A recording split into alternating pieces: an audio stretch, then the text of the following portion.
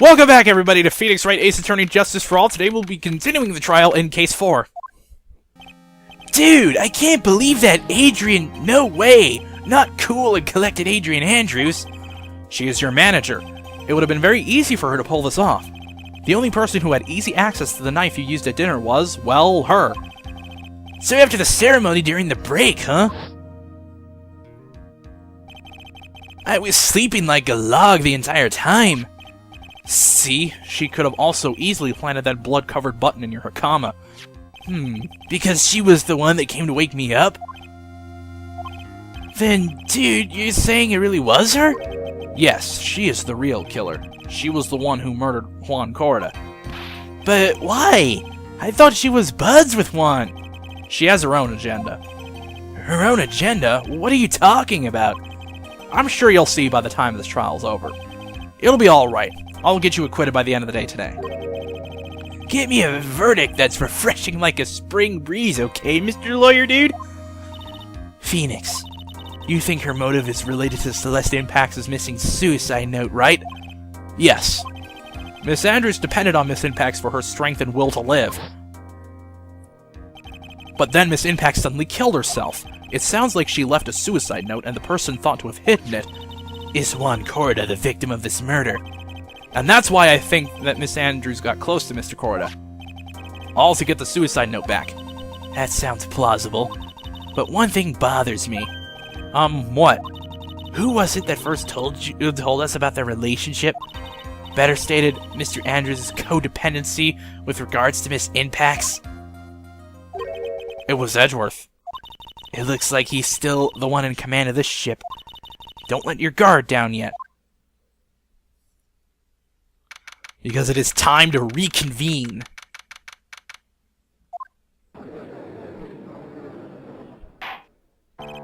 Court will now reconvene. Now then, Mr. Edgeworth, if you please. The prosecution calls the witness subpoenaed by this court. Miss Adrian Andrews, the person who discovered the crime in Mr. Juan Corda's room. What is your occupation? I am the manager of the defendant in this case, Mr. Matt Engarde. I see. Now then. Before we begin, Your Honor, I have one request. Yes, sure. What is it? I'm sure everyone in this room is wondering the same thing, and would love to find out more about my relationship with the victim. After all, it was the topic of a certain weekly magazine recently. Oh, no, I have no idea what you mean. I've never heard of Gossipland. If the judge was ever a prosecution witness, he'd do all my work for me. Anyway, I was wondering if you could please tell us about your relation to the victim. Yes, I was seeing Mr. Corda. I was also aware of the rivalry that existed between Matt and Juan, but this was a private matter between Juan and myself. So it was a fry and bait matter, or was that bait and fry? It reminds me of fishing.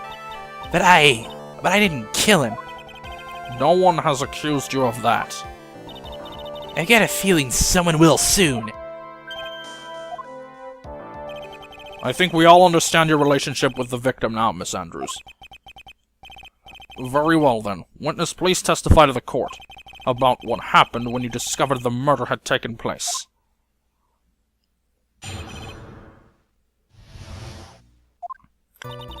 It was time for the show to start, so I went to get Matt from his room. After that, I went to Juan's room, and there was his dead body. I was in shock. What I saw was naturally the exact same scene as in the crime scene photo. I felt as though I was about to faint, so I poured myself a glass of juice. You poured yourself a glass of juice? Yes, sadly, I didn't remember not to touch things at the scene of a crime, and I disturbed the crime scene by moving this one thing. And that is when the fingerprints on the wine glass were made, Your Honor. I see. Well, Mr. Wright, you may begin. You may cross-examine the witness. Phoenix. She is one cool and collected customer, and she has the brains to match. Yes, I know. In order to catch a person like her, you have to avoid head-on confrontations. You should disrupt her pace. Disrupt her pace? She's the type of woman who is easily thrown off by things inconsistent with her thinking, so you have to attack when she least expects it. The instant you let up on your offense is the instant this trial is over. Understand?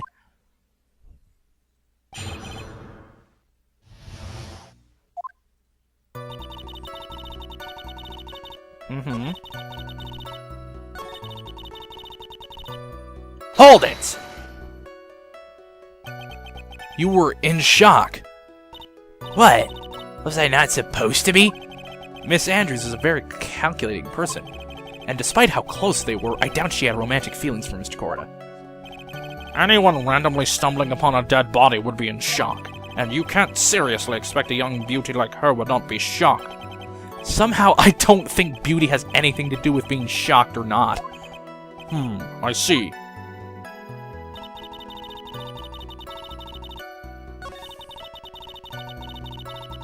Hold it!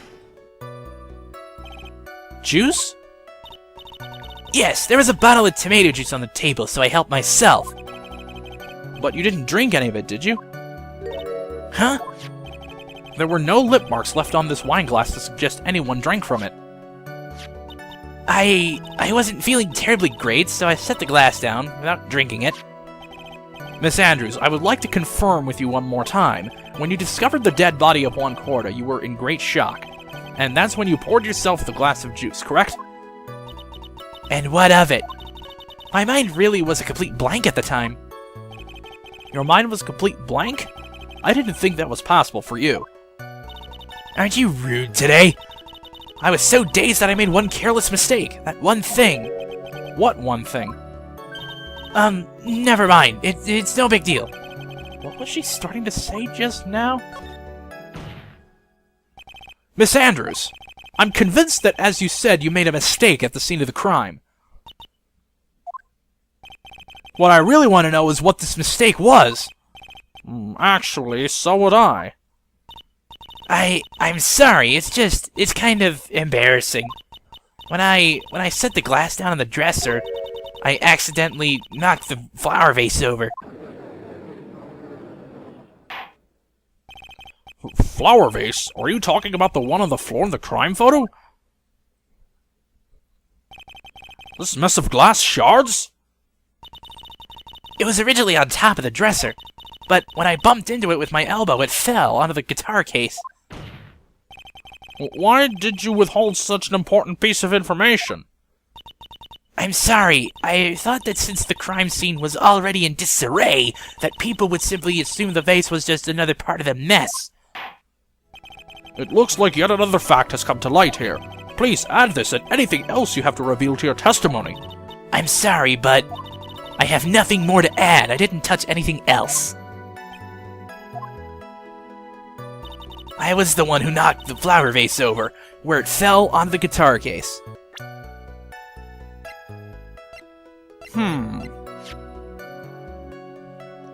Objection!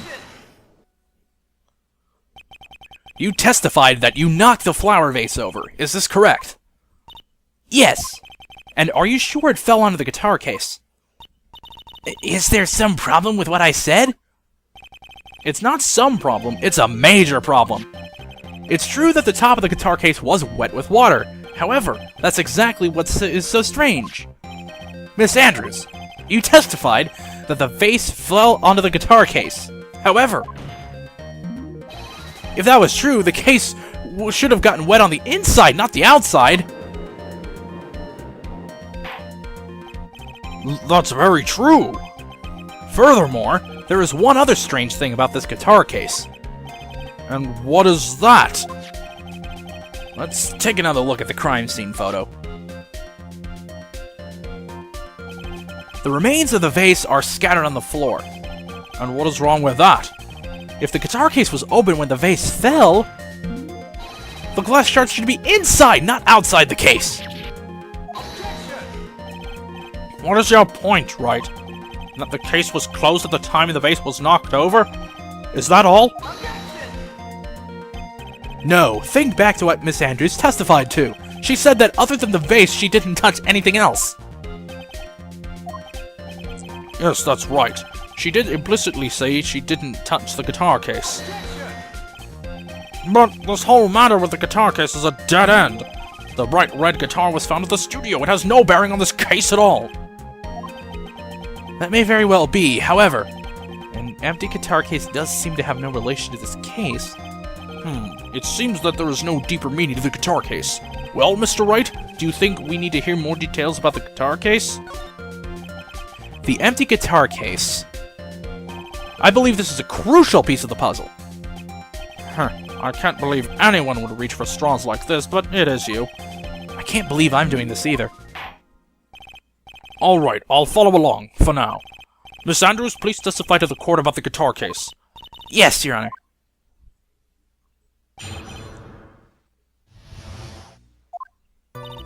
I don't remember too clearly because I was a bit dazed. I suppose I must have opened the guitar case after I knocked the vase over. It's not a big deal, though, right? The case was empty, after all. As for why I opened the case, even I don't know. It looks like this really wasn't a very important point. This wastefulness is such a familiar feeling by now, it's almost comforting. Anyway, I'll just go ahead and start the cross-examination. Using anyway to change a topic, a convenient escape for a weak man.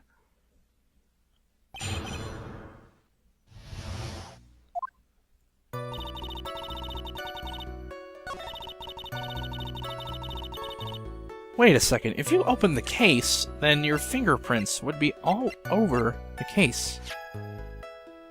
But they're not. Only Corda's fingerprints are on here. OBJECTION! There is no way you were the one who opened the guitar case. Why would you say that? It's elementary, my dear. Because the only fingerprints on this guitar case are those of the victim. Ah! What is it, Miss Andrews? You shouldn't assume that I must have left prints just because I touched the case. What do you mean? What if I were to tell you that I was wearing gloves at the time? Gloves? But why would you be wearing gloves at the time? It was the night of the awards ceremony, so of course I dressed up for the occasion. Yes, now I remember. I'm almost sure I was wearing a pair of thin gloves. I see. Well, Mr. Wright, it seems the witness was wearing gloves at the scene of the crime. You were wearing gloves. Isn't that a little strange? Why is that strange? Do you have something that would prove I was not wearing gloves at the time? Yes, I do, actually. Take that! I have your proof right here. This wine glass. The wine glass? You left your fingerprints very clearly on this wine glass. Even if you took your gloves off when you poured yourself this glass of juice, wouldn't you think it was just a little strange? That you put your gloves back on just to open the guitar case?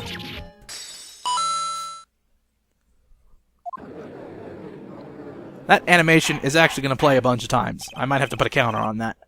Order! Order! Order! Looks like you hit the nail on the head this time. What do you mean? I believe that guitar case plays a very important role here. But it's just an empty case. I wonder if it really was empty, though. But the guitar, the bright red guitar, was at the studio. Phoenix, drop all your presumptions. What was in the guitar case was not the bright red guitar. You don't mean it was a bright white guitar? Wait, that's not right either. I admit it would be unnatural for someone to do that. The witness was not wearing gloves, despite the fact that on the case... Your Honor, this is obviously the defense's usual misdirection tactic at work. Steer the court towards an unrelated topic and lull us all into his misguided... No, Your Honor. Please recall that Miss Andrews had testified that the vase fell onto the guitar case, which means that the case was closed when the crime took place. However, it is wide open in this photo of the crime scene. I am sure this guitar case has some relation to the murder. If you are so sure, Wright, then I'm sure you can somehow substantiate your outrageous claim, correct? Please, enlighten us as to why this guitar case has anything at all to do with this murder. Can you do that, Mr. Wright? Well, let's suppose for a second that the bright red guitar was not the only thing that could have been in the case. The bright red guitar not being the only thing? You don't mean to suggest that a bright black guitar was...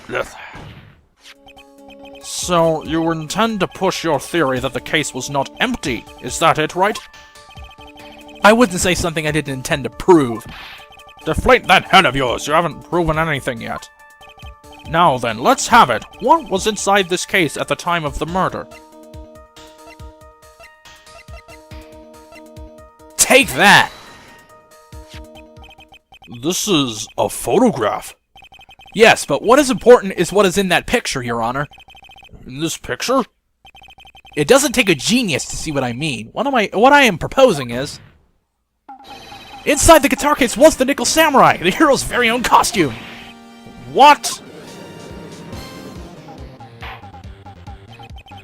Mr. Wright, explain yourself!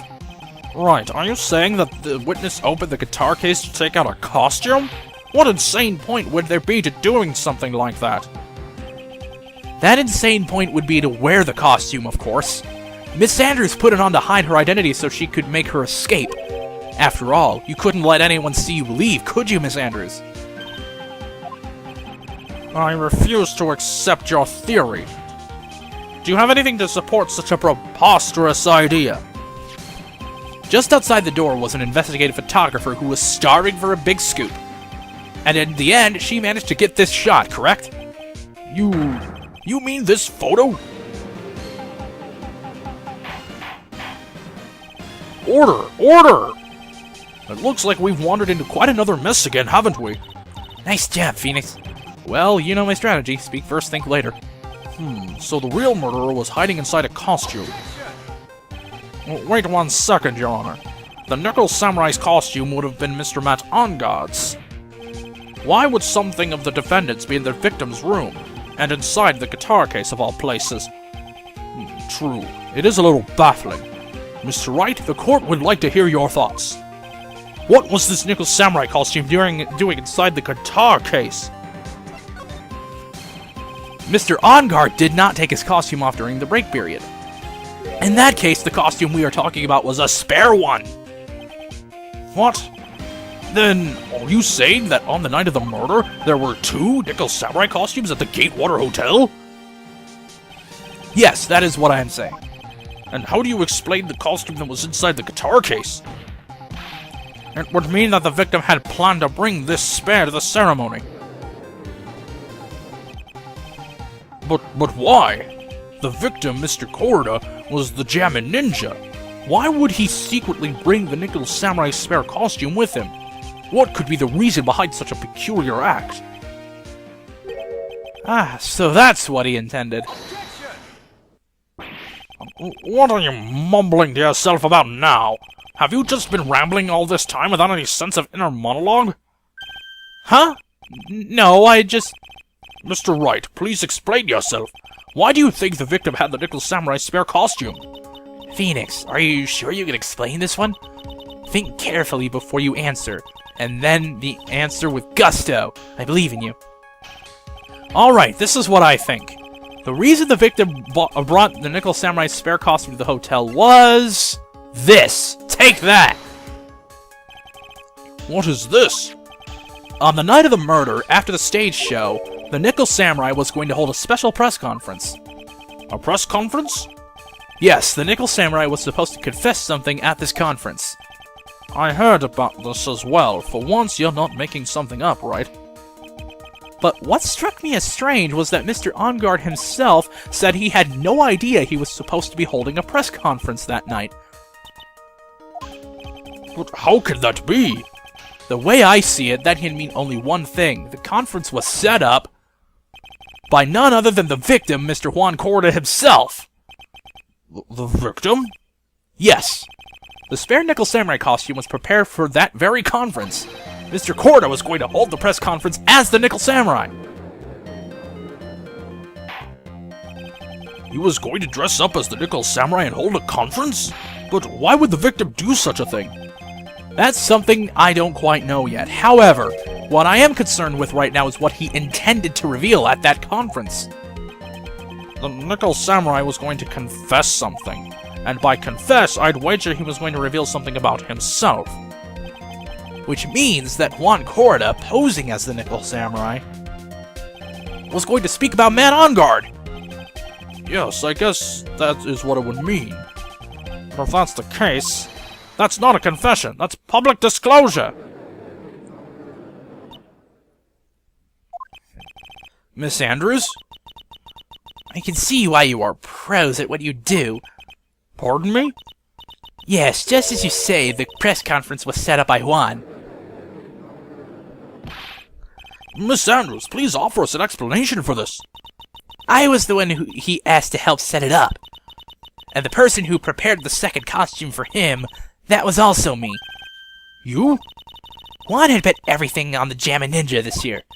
And if he lost the Grand Prix, he was going to make sure Matt was going down with him. That's what he thought anyway. He was going to ruin him, huh? It looked like somehow Juan had in his hands a secret so powerful that it would destroy Matt's acting career had it been revealed. What?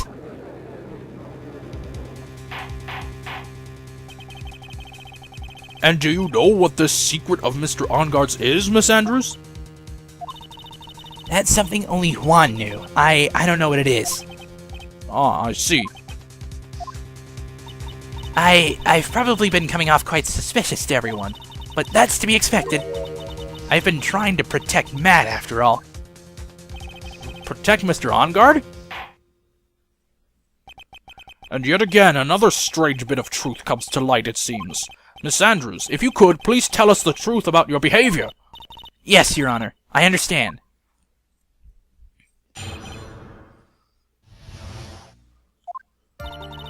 From the moment I saw the crime scene, I had a feeling that Matt was the murderer. Matt had to kill Juan no matter what. And he didn't have an alibi for what he was doing at the time of the murder. My thoughts were confirmed by the evidence, of course, the button and the knife. But I'm Matt's manager, so I felt that I had to protect him. This does account for everything. Well, I am the logical type. We're finally seeing your true self. She is more nervous than a scared rabbit. If there are no objections, I feel that I could pass a verdict based on this testimony. Now then, Mr. Wright, if you please. Looks like somehow everything has swung to the opposite end of the scale again. That just means I have to put my weight into this and turn her logic upside down.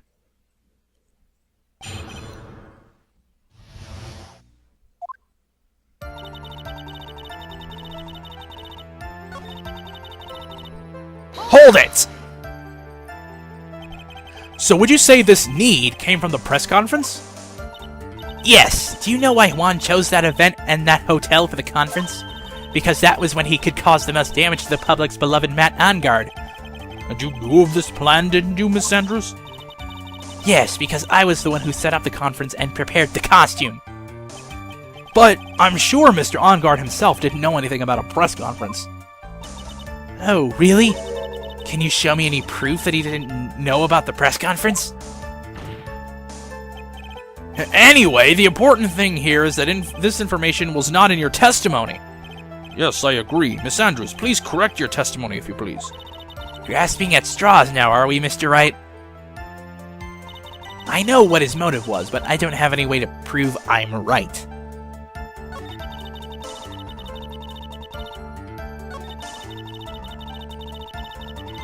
Hold it!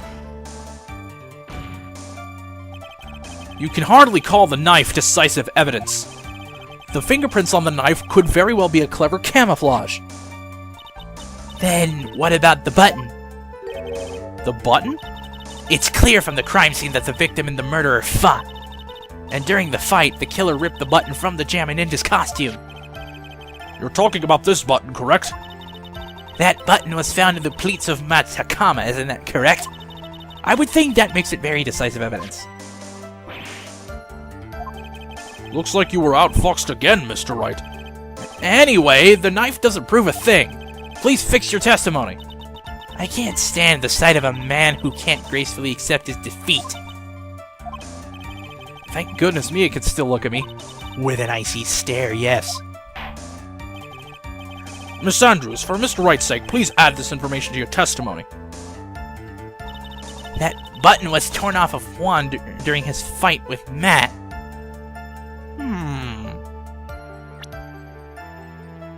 A bit of a problem with this. Objection! is the victim's autopsy report. It clearly states that the cause of death was strangulation by a scarf. Strangulation? The knife stab to the victim was done after the victim had already died. And what does that mean? Let's examine the evidence. This button has the victim's blood on it, which would mean that it was ripped off the costume. When? After the knife was stabbed into the victim. Exactly, which means... it is impossible that this button was torn off during the victim's final struggle, because the victim was strangled to death in that fight! That's right, Miss Andrews. There is no way this button was ripped off during the struggle. This button was consciously pulled off of the victim's already dead body! Order! What is the meaning? What is the meaning of this, Wright? So what if the button was torn off the body after the victim had already died? What does that change? Let me ask you one simple question, Mr. Edgeworth. Why was the button torn off? What purpose did that serve? What purpose? We now know this button was not torn off during the fight, so the murderer took the time and effort to purposefully rip this from the victim's body. That would mean that the murderer had something in mind, wouldn't it? Mr. Wright, does this mean you know what the murderer wanted to do with this button? What was it? There is only one logical reason for doing something like that. It was to pin the crime on Mr. Engarde. There is no way anyone would put a bloodied button in their own pants. That's right, Mr. Engarde was set up! By the real killer, of course!